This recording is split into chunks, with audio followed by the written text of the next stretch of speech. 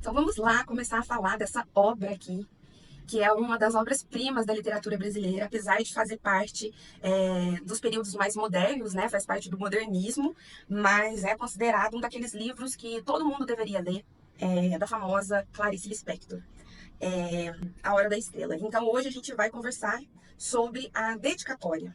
E é uma coisa que quase ninguém para fazer, que é falar sobre a dedicatória de uma obra. Mas por que a gente vai fazer isso? Quando a gente pega, por exemplo, um trabalho acadêmico, né, o famoso TCC, é, o trabalho acadêmico ele tem um tom formal, né? Ele tem que ser formal. Mas a dedicatória, os agradecimentos, ele tem a liberdade de ter um tom mais sentimental. Afinal, você está ali agradecendo de coração as pessoas que te deram apoio ao longo do trabalho. E aí, depois que termina aquele agradecimento, você retoma ao tom formal do trabalho. Então, ele é a parte do seu trabalho. Ele não faz parte do trabalho acadêmico que você está desenvolvendo. Aqui, a dedicatória do livro, geralmente você pega um livro qualquer, a dedicatória às vezes é ali. Uma linha, uma palavra, um nome. E aqui não. Você tem que ler, quando você pega um livro, é importante que você leia todas as informações que tem nele. Você leia aqui as informações que tem dentro da capa, né? Porque às vezes o autor ele pode colocar ali informações de forma proposital que vão te dar alguma pista sobre a história. E neste livro aqui, a Clarice Lispector faz isso. E a dedicatória é uma parte importantíssima do livro.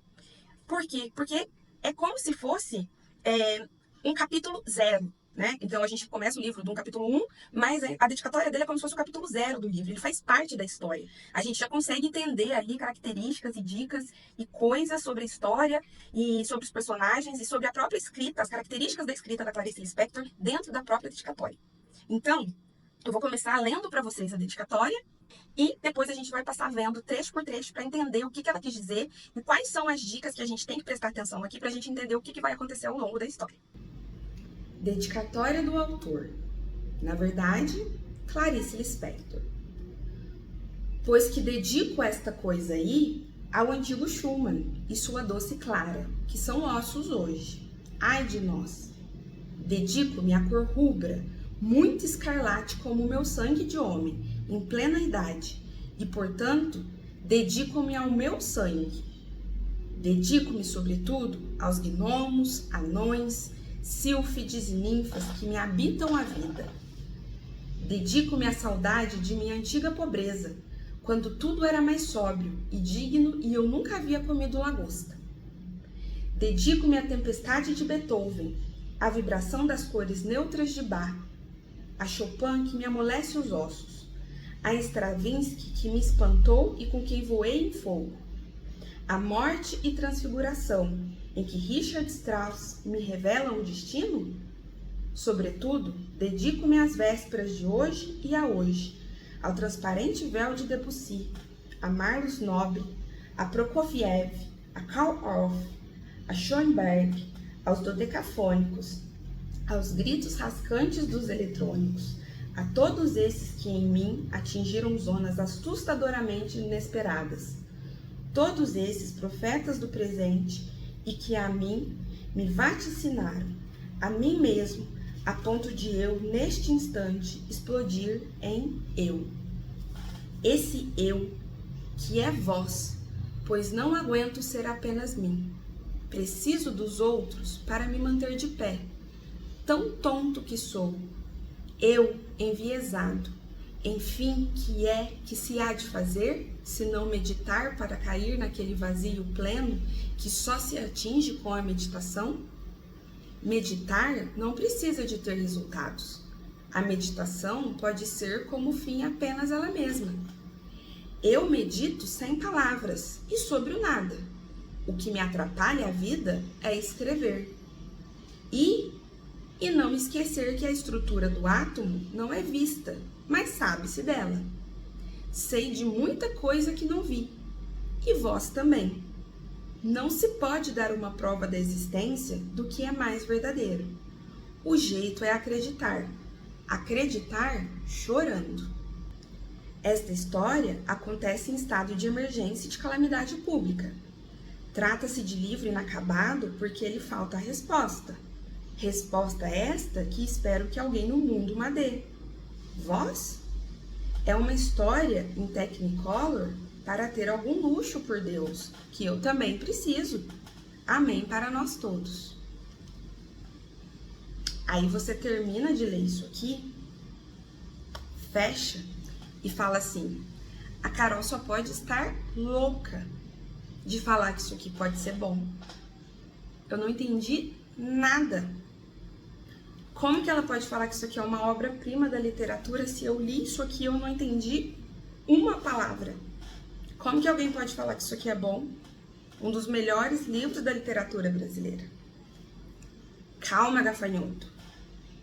Que é para isso que serve um clube de literatura. E é para isso que serve a gente ler e interpretar. O que acontece, assim como o curso de inglês, é que jogam livros clássicos na mão da gente, mandam a gente ler por obrigação, mas ninguém ajuda a gente, ninguém guia a gente a entender o que está falando ali. E aí a gente passa a odiar a coisa toda. Tem muita coisa importante aqui, mas tem muita coisa importante que não está dita aqui. E a gente precisa interpretar. Né? Igual uma questão de matemática, igual uma questão de prova. A interpretação faz parte para você entender o problema. E é isso que a gente vai fazer agora juntos. Clarice Lispector é uma das maiores escritoras da literatura brasileira e, sem exagero, do mundo. Ela é conhecida por sua escrita única, cheia de introspecção, de reflexões profundas e uma forma de fazer o leitor sentir tantos sentimentos que às vezes ele não sabe nem nomear. Clarice nasceu no dia 10 de dezembro de 1920, numa pequena aldeia na Ucrânia. Mas atenção, ela não se considerava ucraniana. A família dela fugiu da Ucrânia por causa das perseguições aos judeus durante a Guerra Civil, que veio depois da Revolução Russa. Clarice chegou ao Brasil ainda bebê e sempre dizia que era brasileira de coração. Ela passou a infância no Recife, em Pernambuco, onde aprendeu a amar a língua portuguesa. Mais tarde, mudou-se para o Rio de Janeiro, onde estudou Direito, e foi durante a faculdade que publicou seu primeiro romance, Perto do Coração Selvagem, em 1943.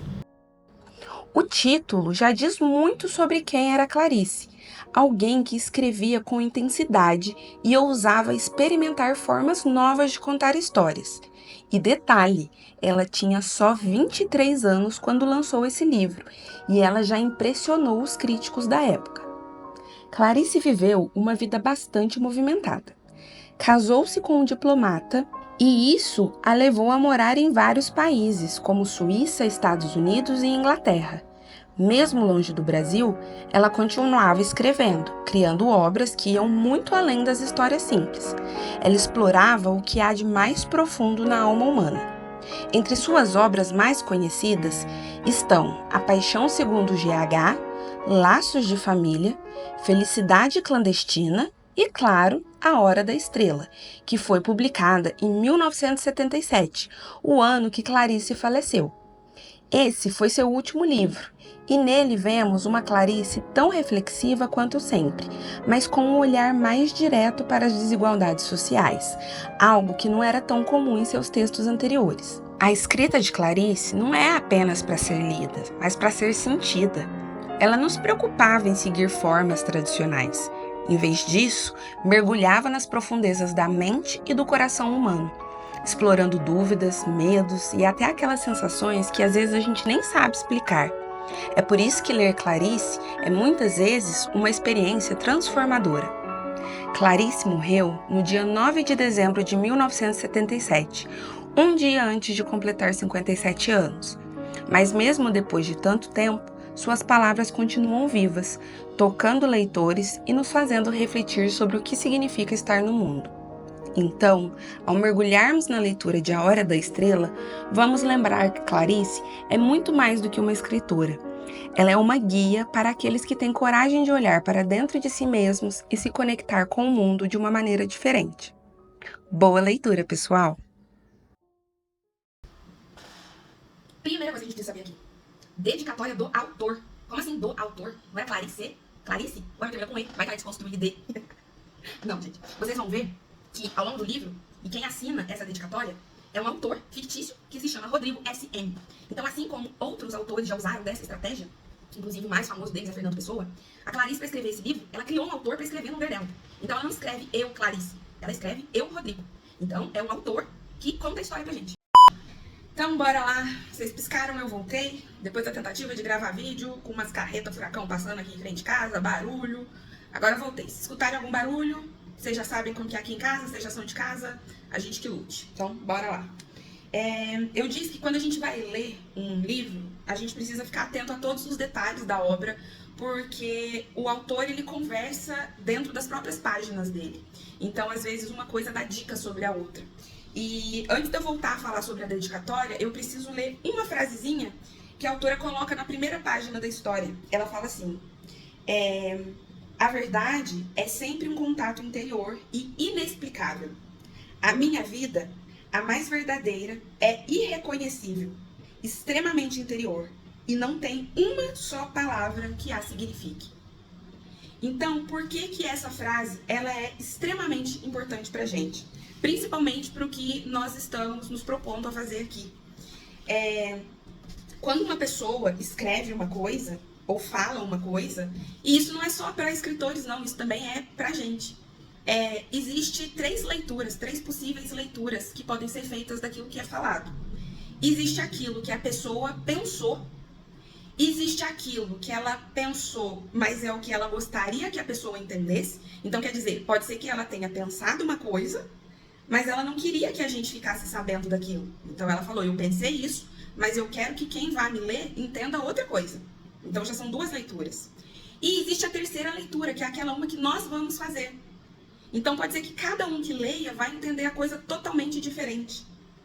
Ah, mas ela deixou pistas, ela deixou nomes, ela deixou referências. Mas pode ser de forma proposital para a gente se enganar. Então não existe uma verdade absoluta na arte da interpretação, de discutir o que o autor quis dizer ou não. Ele pode ter mentido em tudo aquilo ali e a gente nunca vai saber o que se passou pela cabeça dele.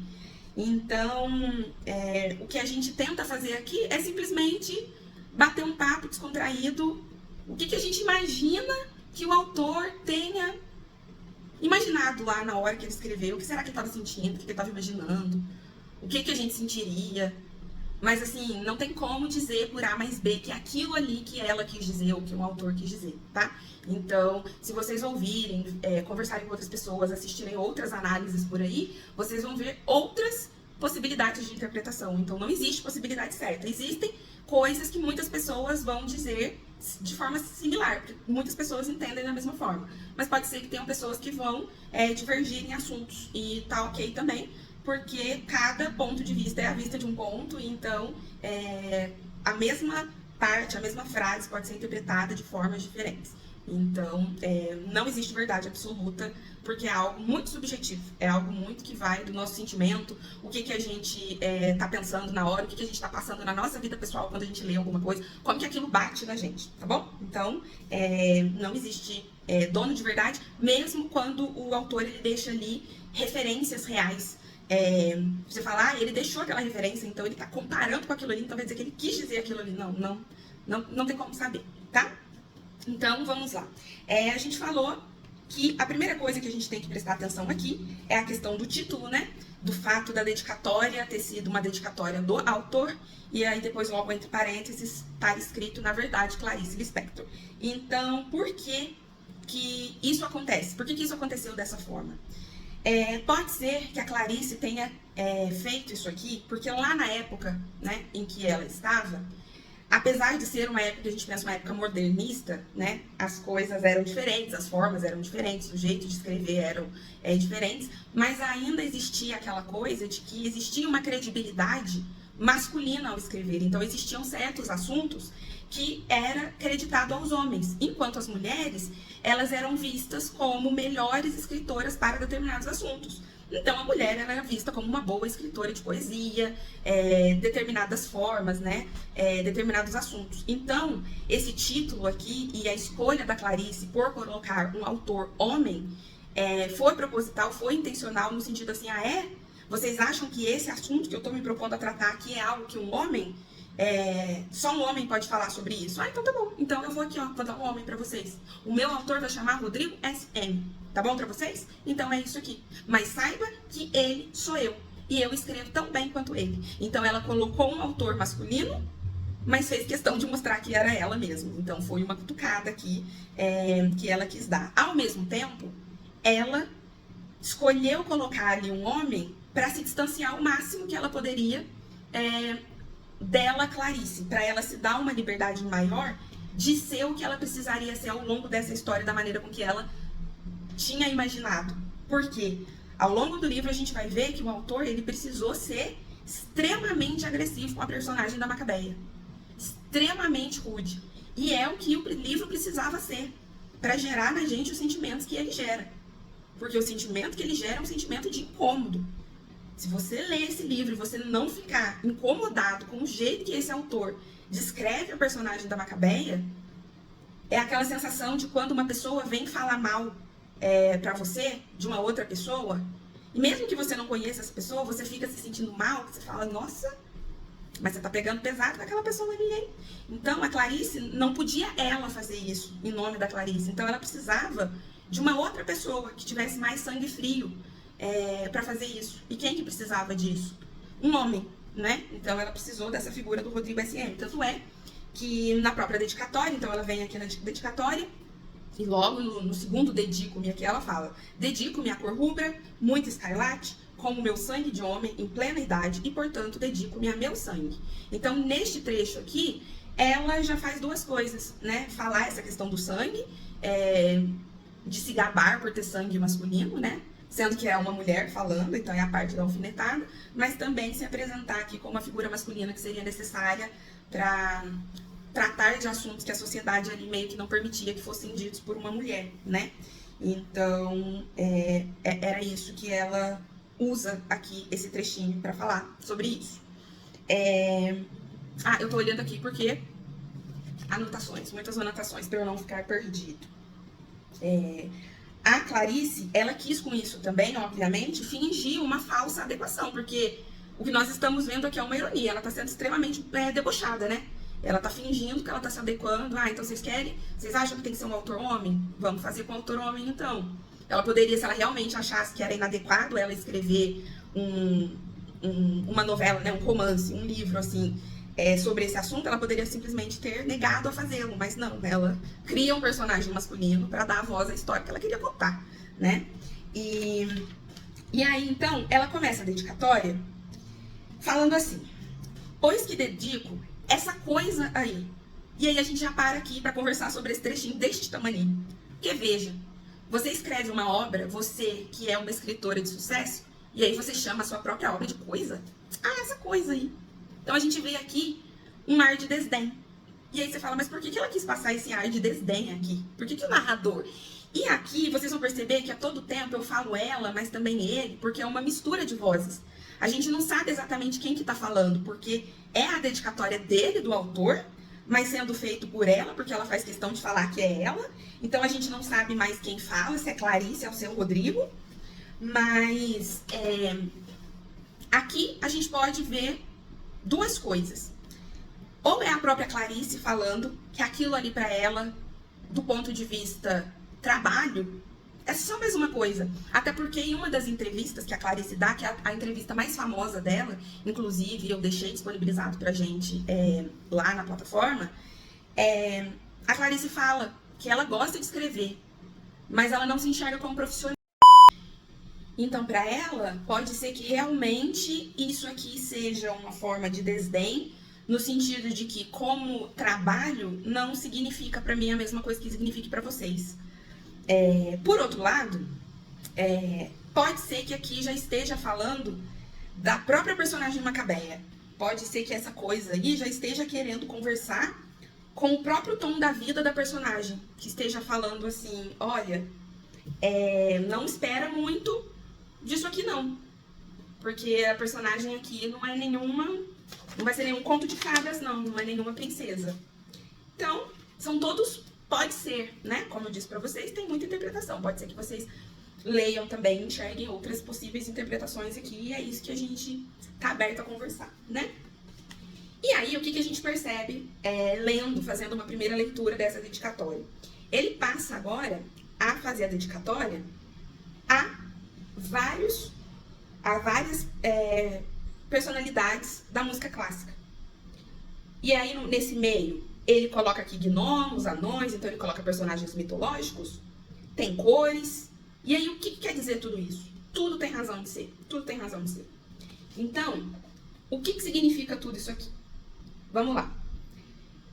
Primeiro, quando ele fala, dedico-me, sobretudo, aos gnomos, anões, sílfides e ninfas que habitam a vida, o que ele está dizendo? Os gnomos, anões, sílfides e ninfas são seres mitológicos. Todos eles são seres da natureza. Os gnomos e os anões são da mitologia nórdica. As sílfides e as ninfas são da mitologia grega, as ninfas, e as sílfides da mitologia renascentista. Gnomos e anões são conhecidos por serem excelentes trabalhadores, trabalhos árduos. Basta lembrar dos anões da história da Branca de Neve. E as sílfides e as ninfas são da natureza. As ninfas são da vitalidade da natureza e da floresta. E as sílfides são do ar, da leveza do ar. A gente vai começar a anotar aqui, e aí você vai perceber assim, mas Carol, da onde que você está tirando tudo isso? Deixa eu explicar para vocês como que é que eu faço a leitura.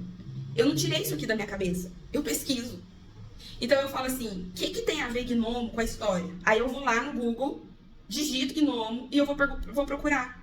O que tem o gnomo? Qual que é a origem do gnomo? O que o gnomo representa? Qual que é a simbologia? Entendeu? Então é assim que eu chego à conclusão. Como eu já li esse livro uma vez, eu já consigo casar o que tem a ver ele com a história. Geralmente eu faço o quê? Eu faço isso quando eu tô lendo no começo, mas aí como eu não conheço a história, eu fico meio assim, de entender qual de todos os significados do gnomo tem a ver com a história. Eu anoto todos. Aí depois que eu termino de ler a história, eu falo, então era isso que queria dizer. Aí numa segunda leitura eu já consigo reduzir os significados e pegar aquele que me parece mais plausível ali. Eu acho que a autora usou essa referência aqui porque ela estava querendo dizer tal coisa. É assim. Entende? Alguns vêm das vozes da minha cabeça mesmo. Então, o que me parece essa referência? Ela parece que ela pega coisas que têm a ver com a história de uma forma contrária. Então, ela pega esses elementos mitológicos que têm a ver, os gnomos ligados com trabalho duro, trabalho árduo, os anões, que eram excelentes forjadores de arma, trabalhavam lá forjando arma, e eles também forjavam pedras preciosas raras e com poderes. As ninfas, que eram semideusas da natureza e criaturas femininas e cheias de vitalidade. As sílfides, que eram do ar e da leveza e da pureza e da liberdade, do movimento. Tudo o que a nossa personagem Macabeia não é. Tudo que ela não é.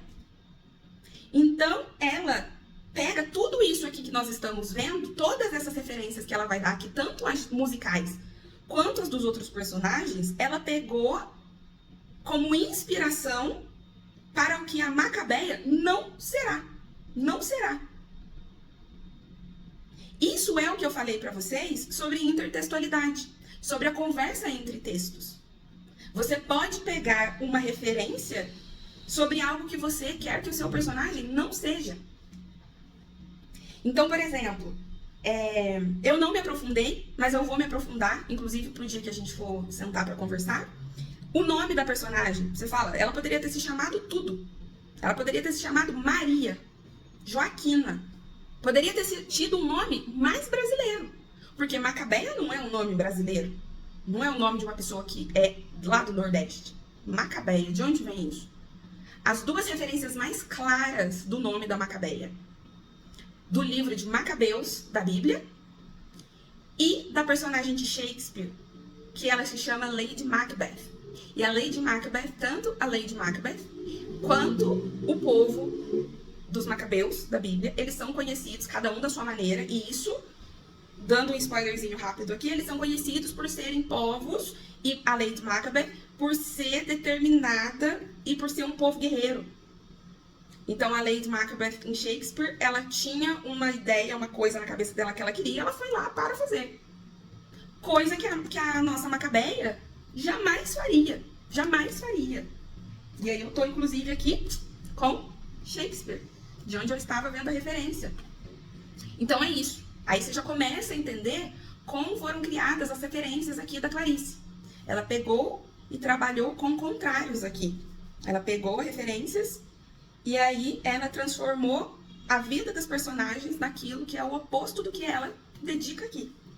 Então, aqui nos personagens mitológicos, entendeu o que ela quis dizer com isso? Pegou os serzinhos lá mais espertos, mais trabalhadores, mais inteligentes e pegou as mulheres da natureza mais livres, mais femininas, mais belas e falou, a Macabeia não vai ser assim, vai ser o oposto disso.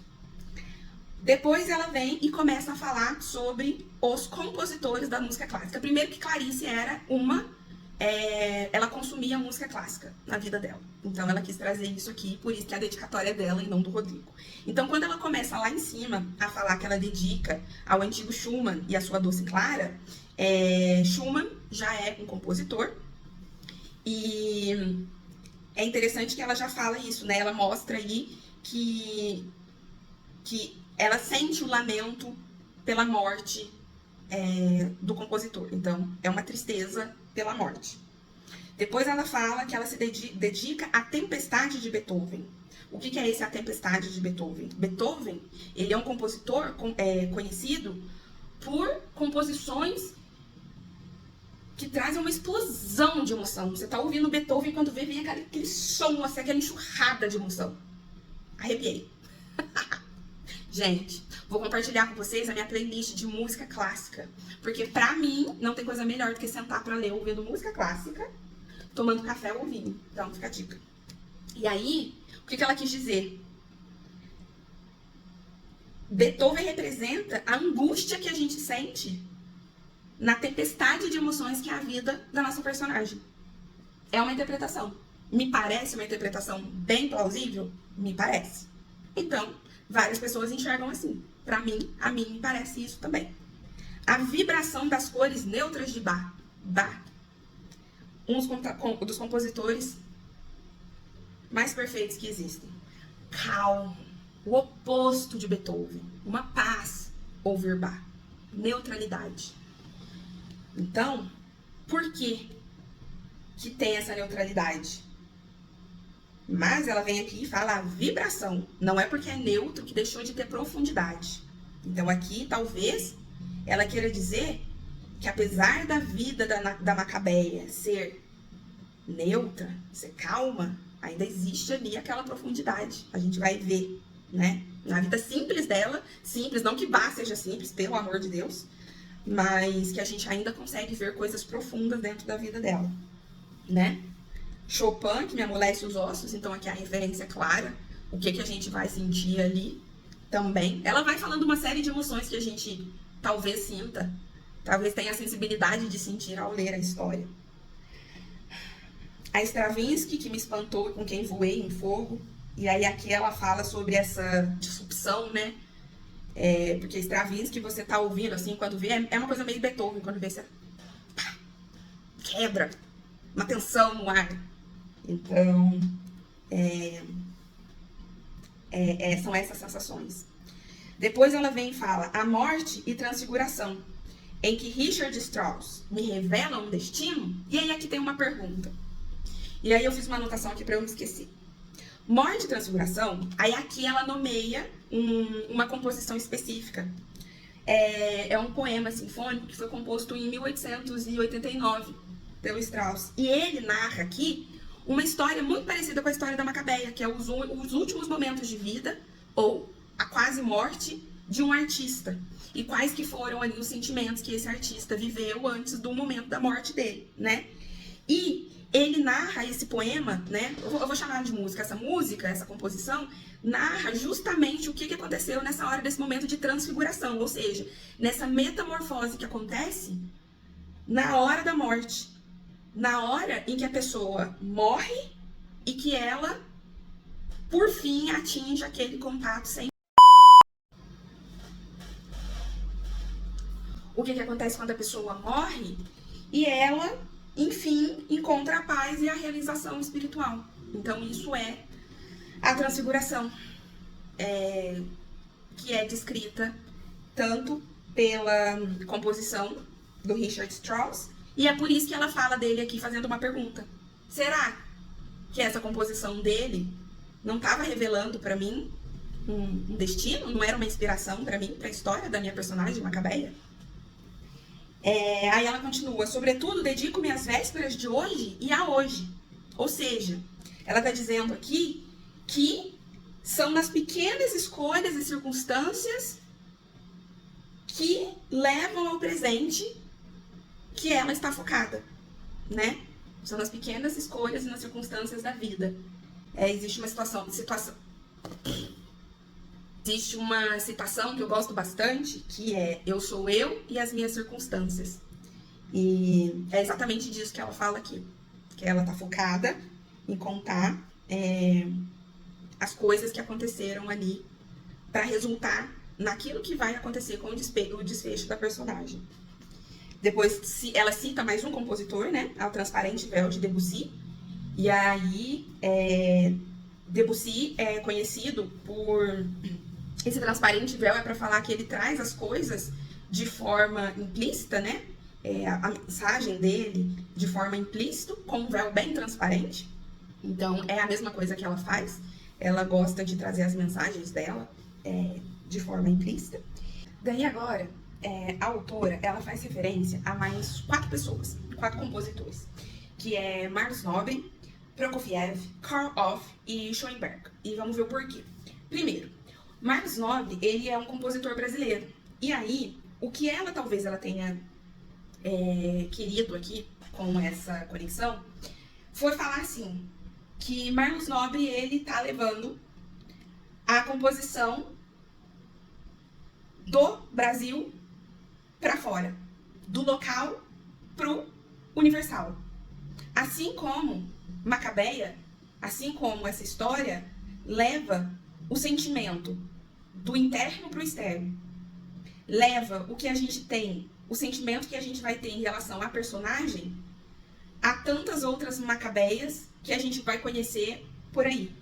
Então foi pegar algo que a gente vai sentir dentro da gente em relação a uma história e conseguir aplicar de forma generalizada em outras tantas Macabeias por aí, de forma de dentro para fora, assim como Marlos Nobre leva a composição dele de dentro para fora, do local para o universal.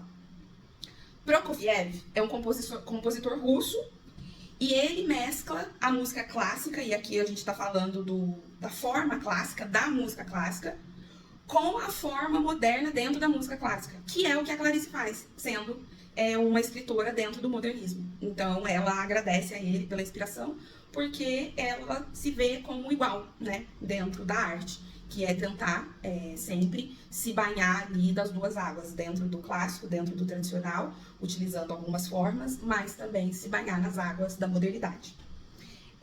Já a citação a Karl Orff, ele é um compositor alemão, conhecido pela força, né, alemão, conhecido pela força rítmica, pela intensidade emocional, uma coisa bem mais Beethoven, assim. Então, de novo, aqui ela tá falando do sentimento gerado.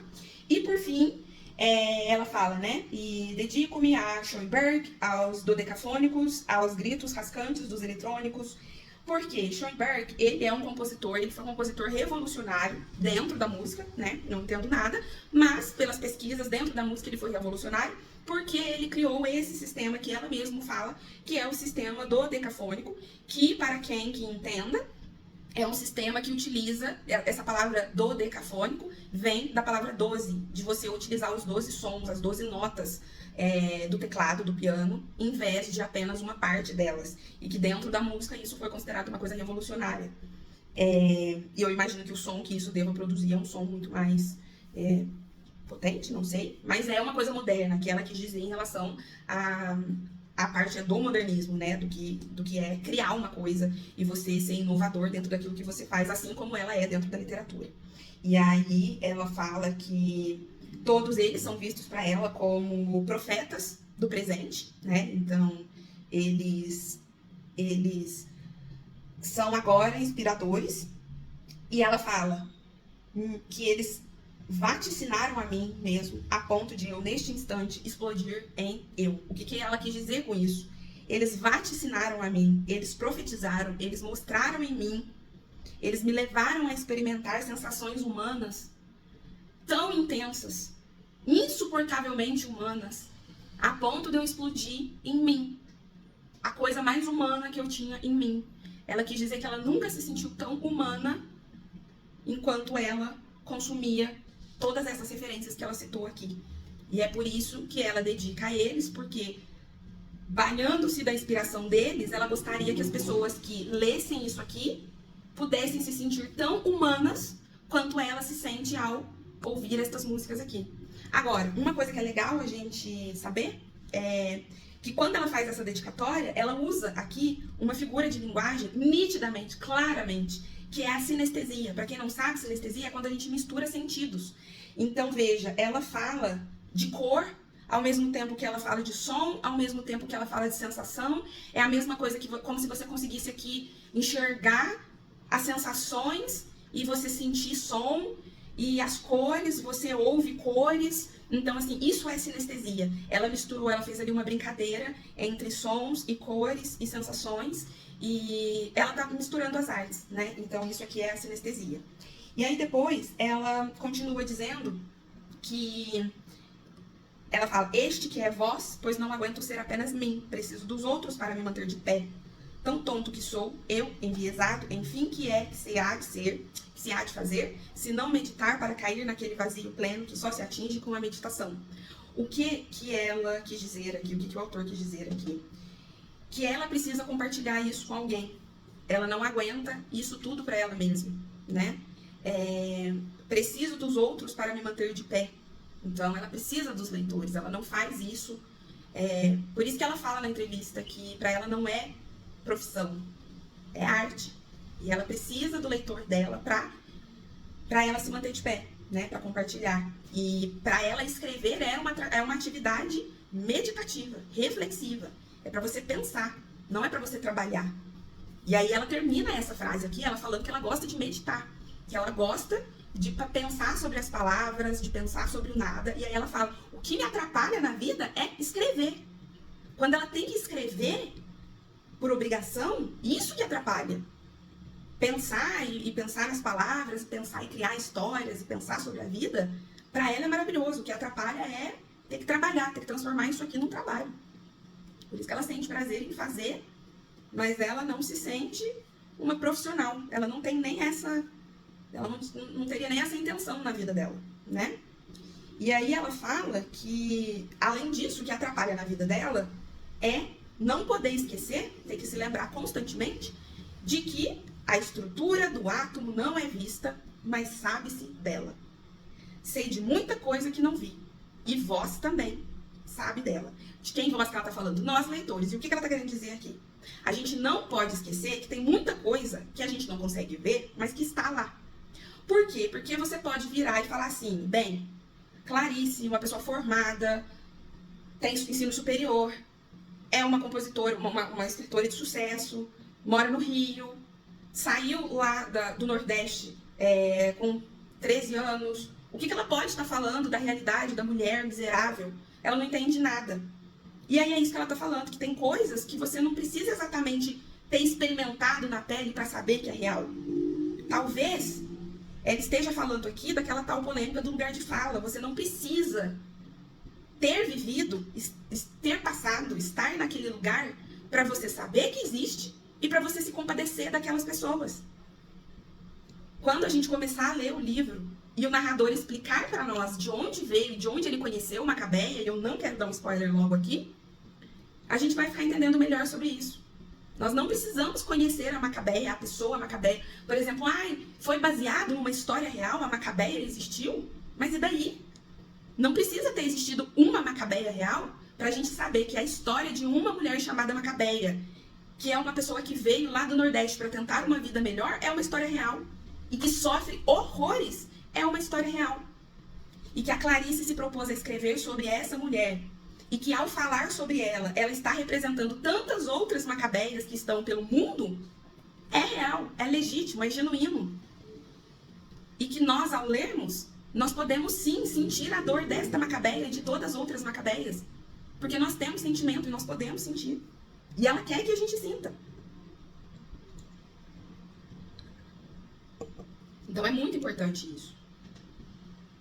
Não se pode dar uma prova da existência do que é mais verdadeiro. Não, ela quer dizer aqui, pra que eu preciso provar que isso aqui existe? Se existe. É claro que existe, a gente sabe que existe. O jeito é acreditar. Acreditar chorando. E aí, pra finalizar, ela fala assim, essa história acontece em estado de emergência e calamidade pública. E aí, quando a gente fala e quando a gente pensa em estado de emergência e de calamidade pública, a gente pode pensar no porquê dessa escolha de palavras, né? Quando a gente pensa em estado de emergência e calamidade, a gente pensa em algo que precisa ser falado e visto e controlado e corrigido rápido, o mais rápido possível. Porque é uma emergência e é uma calamidade pública. Então, algo tem que ser feito. Então, talvez é isso que ela esteja falando. Ou pode ser no sentido de sentimento. Aquilo ali estava sufocando tanto ela que ela precisava colocar para fora em estado de emergência. Pode ser um sentimento também, que é um estado de emergência. Quem nunca passou por isso, de se sentir abafado, engasgado com o sentimento? Sentimentos também são estados de emergência e de calamidade pública que precisam ser colocados para fora. Então são aí duas possibilidades de interpretação. E aí ela continua, trata-se de livro inacabado porque lhe falta a resposta. Resposta essa que espero que alguém no mundo me dê. Me dê significa me dê. E aí é por isso que ela fala também, eu preciso dos outros para me manter de pé. Então ela, ao mesmo tempo que ela fala que é impossível alguém saber o que ela estava pensando, ou seja, não adianta tentar falar o que eu estava pensando, tentar construir essa história porque vocês nunca vão saber, ela fala, talvez alguém um dia consiga dar a resposta para essas perguntas que eu lance aqui. Mas por quê? Porque são questões universais. No fundo, ela está lançando questões universais, que são as questões reflexivas que ela vai falar aqui. E aí ela pergunta, vós? Será que é você, leitor, que vai conseguir a resposta para as perguntas que vão ser criadas a partir da leitura deste livro? É uma história em Technicolor para ter algum luxo, por Deus, que eu também preciso. O que significa isso? Bem, Technicolor também é uma tecnologia moderna para a época. Então, na época em que a TV era em preto e branco, as primeiras cores que apareceram, elas eram feitas, né, e as cores mais modernas, elas foram feitas numa tecnologia que coloria a imagem nessa tecnologia chamada Technicolor. E então foi uma coisa muito rica e impactante, né? Um exemplo que eu me lembro bem é o filme O Mágico de Oz. O filme O Mágico de Oz, ele foi feito colorido em Technicolor. E aí ela quis dizer isso. É uma história em Technicolor para ter algum luxo, porque eu também preciso. E aí ela quis dizer, eu quis trazer um ponto de modernidade aqui, sim, senhor. Eu sou modernista, então me deixe trazer ideias modernas aqui, sim, senhor. E aqui, gente, modernidade é isso, essa estrutura, essa brincadeira dela de brincar, de misturar. A própria dedicatória já ser um capítulo 0 do livro, de não ser uma dedicatória tradicional, mas sim já fazer parte da história, né? E aí ela termina com um amém para nós todos. Que é uma bênção bonita, uma coisa bonita, assim. Até para desejar uma boa leitura, uma boa interpretação, porque a partir da interpretação de uma boa interpretação desse livro, vai mexer na gente com coisas sociais aqui. Talvez deixe a gente como pessoas melhores, pensamentos melhores, né? Então, é isso. E espero que esteja ajudado. É o tipo de coisa que só vai fazer sentido, ajuda. Mas só vai fazer sentido agora quando a gente começar a ler. E aí, quando a gente terminar, faz mais sentido ainda. Aí, de repente, quando a gente termina, a gente volta aqui nessa dedicatória e fala, então era isso que ela quis dizer lá, aquele negócio que ela disse. Por isso que marcações. Aproveitar os espaços em brancos, ó. Rabiscar. Zero dó. É importante. Porque daí depois você volta e confere, vê o que estava certo, vê o que estava errado. Pega um papelzinho também, faz anotações. Quais são os meus planos? Eu voltei a ler, porque esse livro já é um livro que eu já tinha lido. Foi assim, eu já tinha começado a ler esse livro uma vez, não foi numa sentada, então eu me perdi na leitura. Aí depois eu li, eu fiz marcações, só que são marcações sem anotações, então eu estou relendo para ver o porquê que essas marcações foram importantes. E eu pretendo, não é uma promessa, não prometo para não ficar mal falada depois, mas eu pretendo vir aqui e gravar vídeos à medida que eu passar por trechos deste livro. Então, porque como ele não é dividido em capítulos, então eu não vou falar que vão ser por tantos e tantos capítulos, né? À medida que eu julgar aí, sei lá, eu venho aqui e tento gravar algum vídeo fazendo uma explicação, assim, sobre alguns pontos. De repente, seria legal se vocês tentassem ler, e aí depois assiste ao meu vídeo pra ver se os pensamentos bateram, se tá muito diferente. Se tiver diferente também tá tudo bem. Guarda essas informações pro dia que a gente vier aqui conversar. E é assim que se faz uma leitura. Só não desista. Vai parecer difícil mesmo. Pode ser que pareça difícil mesmo. Não é pra ser fácil. Fácil era a leitura do gibi da Turma da Mônica. O que era uma delícia, inclusive. E devemos continuar lendo. Porque as sacadas são muito sensacionais. Mas, para colocar a nossa cabeça para funcionar, não deixar atrofiar, pra gente não ficar com cara de bobo diante das conversas que a gente tem, é isso aqui. Isso aqui que alimenta a gente. Alimento para a alma, para a nossa cabeça, para a nossa cachola. Então é isso, gente. Se tiverem dúvidas, mandem dúvidas no grupo. Façam perguntas lá, podem mandar perguntas sobre a leitura. O grupo serve para isso também. A gente já pode ir fazendo umas discussões, tirando algumas dúvidas. Se eu achar que são dúvidas que valem mais ser apenas discutidas pessoalmente, eu falo pra gente aguentar as pontas e deixar, eu anoto as perguntas, deixo todas aqui, pra gente conversar sobre elas depois, tá bom? Espero que vocês tenham gostado, a gente vai melhorando pros próximos. Tchau, pessoal!